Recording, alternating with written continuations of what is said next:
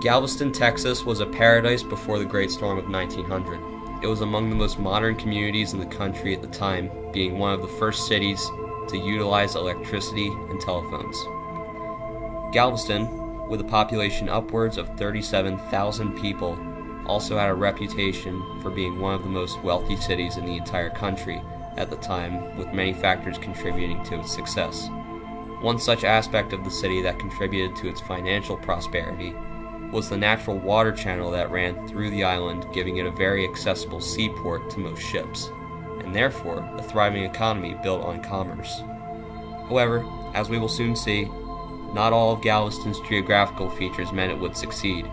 In fact, some of the aspects of the island would contribute to its greatest tragedy.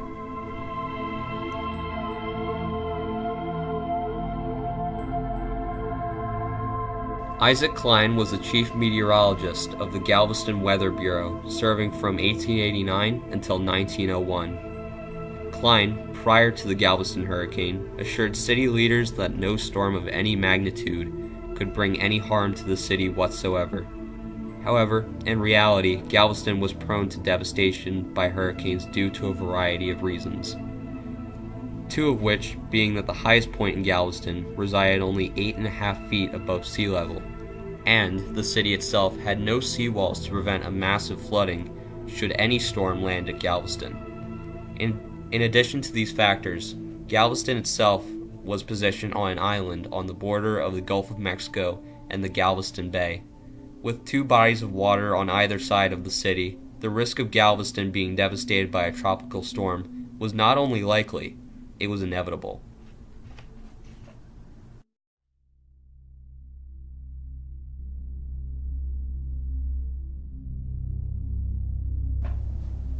Tragedy finally struck on September 8, 1900, when a Category 4 hurricane made landfall on Galveston, Texas.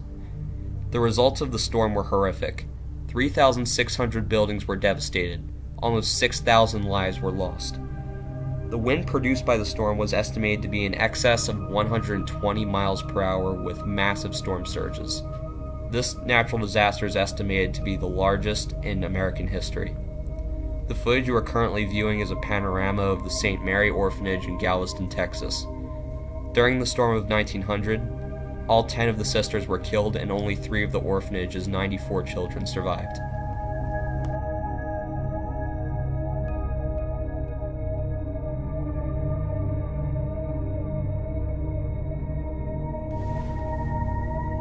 The city had taken great losses. It could not be rebuilt in a single night, just as it had been reduced to a pile of rubble and corpses. In order to foster the regrowth of the city, a new system would have to be implemented, one that differed from the mayor-council charter that was used in the years before the storm, and would be more centralized and efficient. The new changes to the city's charter would include a new form of municipal government that would operate under the administration of different commissioners, each controlling separate aspects of city government, including finance and revenue, police and fire, waterworks and sewage, and streets and public improvements. The plan for the new municipal government was proposed by a group of Galveston's elite businessmen named the Deepwater Committee, and originally proposed that each commissioner be appointed. Staying true to the ideals of populism in this era, each of these commissioners would eventually be elected by the public as part of a later amendment to the plan. The ultimate goal of the changes to the charter was to create a form of municipal government where relief efforts and resources could be appropriately directed. The city of Galveston kept this form of modified government until the year 1960.